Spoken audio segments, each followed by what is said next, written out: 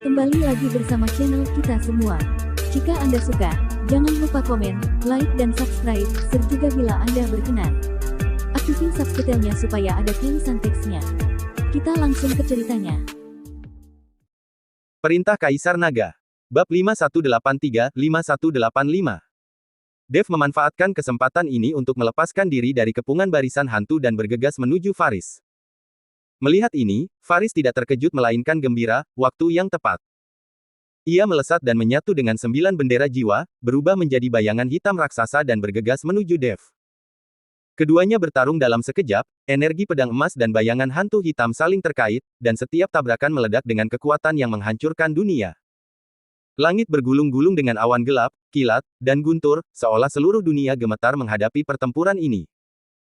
Master Istana Ketujuh, Jocelyn, Beatrice, Matthew, dan yang lainnya bersembunyi di istana, menyaksikan pertempuran yang mengguncang bumi di luar melalui jendela, dengan ketegangan dan kekhawatiran tergambar di wajah mereka. Dev. Bisakah dia menang? Gumam Jocelyn dalam hati, mengepalkan tangannya erat-erat. Master Istana Ketujuh menghela napas, Faris adalah seorang kultivator dari alam manusia abadi, dan kekuatannya tak terduga. Sungguh keajaiban Dev bisa bertahan sampai sekarang. Kuharap dia bisa menciptakan keajaiban yang lebih besar. Matthew melebarkan matanya dan tampak bersemangat, anak baik, kau benar-benar kuat. Inilah pertarungan yang seharusnya dilakukan seorang pria. Di medan perang, Dev dan Faris telah bertarung selama 300 gerakan. Keduanya terluka, dan aura mereka sedikit tersengal-sengal, tetapi tak satu pun dari mereka memanfaatkannya. Mengandalkan ilmu pedangnya yang luar biasa dan kekuatan jiwanya yang dahsyat, Dev berulang kali menangkis serangan Faris, dan bahkan memanfaatkan kesempatan untuk membalas, menyebabkan beberapa masalah bagi Faris. Mengandalkan kultivasinya di alam manusia abadi dan metode dunia bawah yang aneh, Faris terus-menerus menekan Dev dan mengambil inisiatif di lapangan. Wah, kekuatanmu di luar dugaanku. Faris terengah-engah, secerca kesungguhan terpancar di matanya, tapi bagaimanapun juga, kau hanyalah biksu dispersi negeri peri, kau tak mungkin menjadi lawanku. Ini jurus terakhirku. Jika kau bisa menangkisnya, kau hidup. Jika kau tak bisa menangkisnya, kau mati. Pembunuhan pamungkas dunia bawah, semua jiwa kembali menjadi satu. Faris mengintegrasikan ke-9 bendera jiwa ke dalam tubuhnya, memancarkan tekanan yang menyesakkan di sekelilingnya. Sebuah kekuatan mengerikan berkumpul di tubuhnya, dan tubuhnya perlahan menjadi transparan dan berubah menjadi bola jiwa raksasa. Tidak bagus. Hati Dev menegang. Ia bisa merasakan bola jiwa ini mengandung kekuatan untuk menghancurkan dunia. Begitu meledak, konsekuensinya tak terbayangkan. Hancurkan dunia. Dev juga menggunakan jurus pamungkasnya, yang ia pelajari dari Sekte Pedang. Pedang penebas naga meledak menjadi cahaya terang, dan energi pedang emas berkumpul menjadi bayangan pedang raksasa, melayang di atas kepalanya. Maju! Faris berteriak pelan, dan bola jiwa raksasa itu melesat ke arah Dev dengan momentum yang menghancurkan segalanya. Bunuh! Dev juga mengayunkan pedang penebas naga di tangannya bersamaan, dan bayangan pedang emas raksasa itu menebas bola jiwa itu seperti menciptakan dunia. Bayangan pedang emas itu bertabrakan dengan bola jiwa, dan waktu seakan berhenti pada saat itu. Detik berikutnya, kekuatan mengerikan yang tak terlukiskan meletus, seluruh jurang angin hitam bergetar, dan sebuah lubang besar terbelah di langit, memperlihatkan langit berbintang di luar. Istana Ketujuh berguncang hebat di bawah kekuatan ini dan hampir runtuh. Dev terkejut dan terpental mundur, menghantam dinding Istana Ketujuh dengan keras, memuntahkan seteguk darah, dan cedera parah.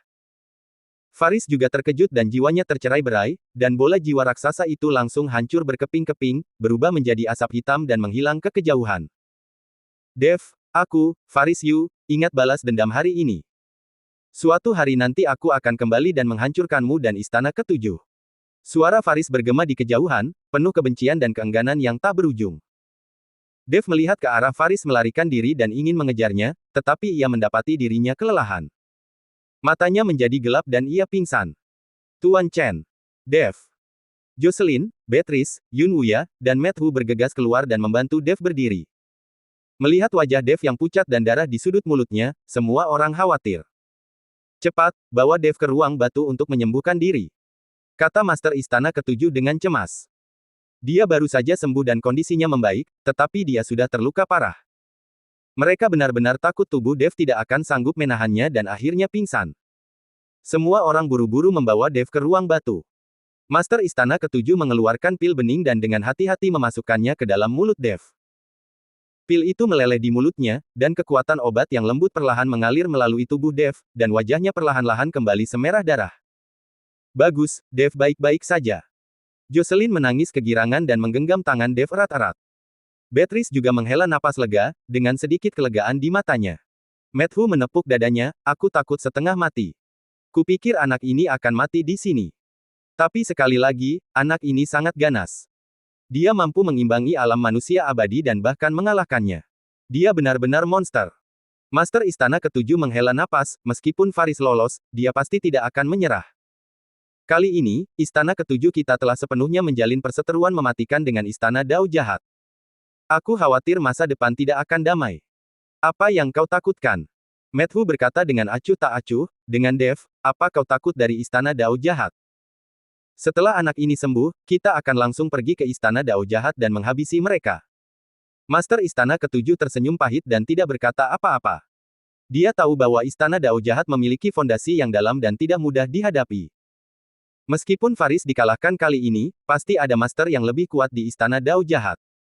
Di dalam bilik batu, semua orang diam-diam menjaga Dev, menunggunya bangun. Langit di luar berangsur-angsur cerah, dan matahari bersinar menembus awan, menerangi alun-alun yang hancur dan harapan di hati semua orang. 3 hari kemudian, di dalam bilik batu. Ujung jari Dev bergerak sedikit, dan kelopak matanya perlahan terbuka. Secercah kebingungan melintas di matanya, lalu tergantikan oleh kejernihan. Ia menopang tubuh bagian atasnya, dan merasakan meskipun masih ada rasa sakit yang menyengat di meridian tubuhnya, rasa sakit yang hampir pecah telah berkurang setengahnya. Meskipun kekuatan spiritual di dantiannya belum penuh, itu lebih padat daripada sebelum pertempuran. Meskipun pertempuran maut itu melukainya dengan parah, hal itu juga membuatnya memahami niat pedang lebih dalam di bawah tekanan yang luar biasa. Apakah kau sudah bangun? Jocelyn telah menjaga tempat tidur. Ketika melihatnya membuka mata, ia tiba-tiba berdiri. Matanya langsung memerah, dan suaranya tercekat oleh isak tangis, bagaimana perasaanmu? Apakah ada rasa sakit? Dev mengangkat tangannya untuk menekan bahunya. Ujung jarinya menyentuh tangannya yang agak dingin dan berbisik, tidak masalah, Josie. Beatrice masuk dari pintu dengan semangkuk bubur spiritual di tangannya. Tatapannya jatuh ke wajahnya. Melihat warna darahnya telah stabil, ia berkata perlahan, Master Istana Ketujuh berkata bahwa kali ini kau mendapat berkah tersembunyi. Tubuhmu lebih kuat dari sebelumnya di bawah pengaruh obat dan niat pedang. Matthew menggigit rumput di mulutnya dan berjongkok di sudut sambil tertawa, bocah, kamu sangat tangguh. Hantu tua Faris itu hanya memiliki jiwa dan rohnya. Kurasa dia tidak berani tinggal di surga ketiga. Dia mungkin telah pergi ke surga keempat. Dev mengambil bubur spiritual dan meminumnya seteguk demi seteguk.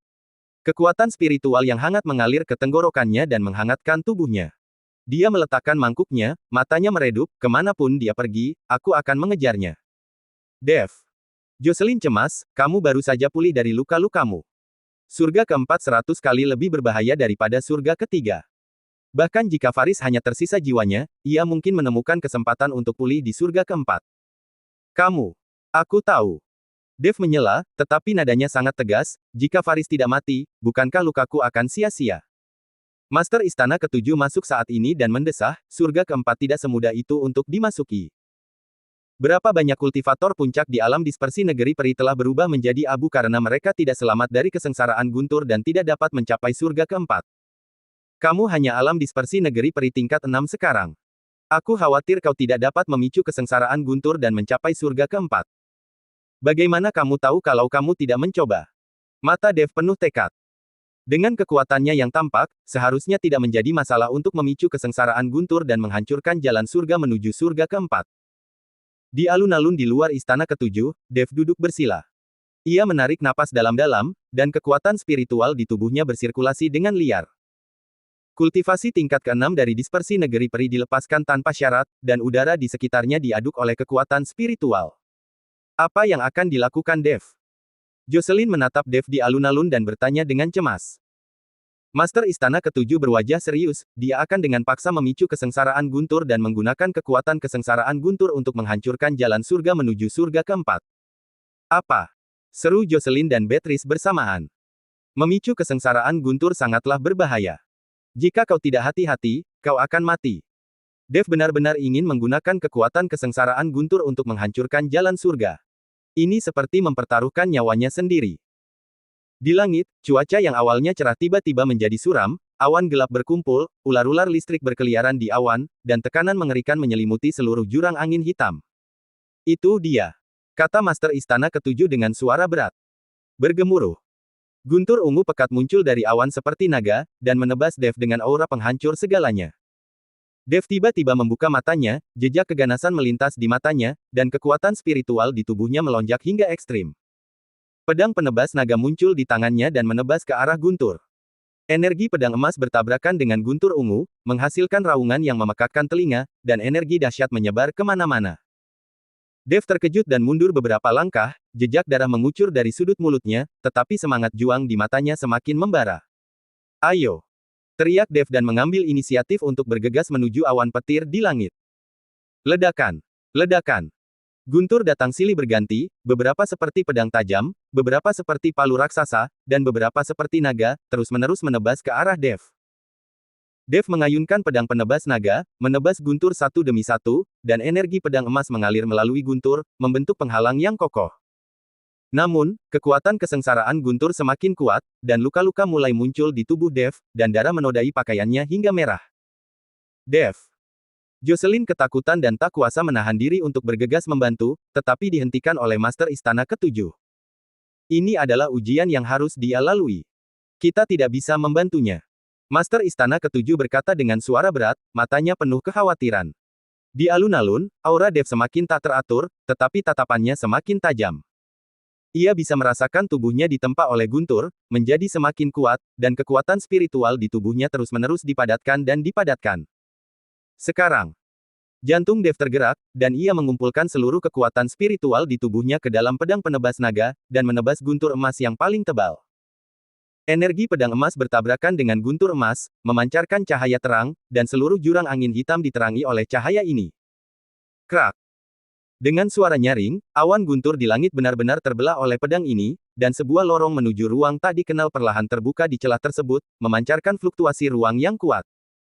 Dev mengambil kesempatan untuk menyerap energi yang terbuang oleh kesengsaraan Guntur, dan kekuatan spiritual di tubuhnya terisi kembali, dan luka-lukanya juga pulih. Dia melompat dan sampai di depan lorong. Dev! Jocelyn dan Beatrice bergegas mendekat, mata mereka penuh keengganan. Aku pergi. Dev menatap keduanya dan berkata lembut. Jaga dirimu baik-baik. Suara Jocelyn tercekat oleh isak tangis, dan air mata mengalir di matanya. Beatrice juga menatap Dev, ragu untuk berbicara, dan akhirnya hanya berkata, kami akan menunggumu kembali. Dev mengangguk, menatap mereka berdua dalam-dalam, berbalik dan berkata kepada Matt Hu, Tuan Hu, ayo pergi. Bersambung.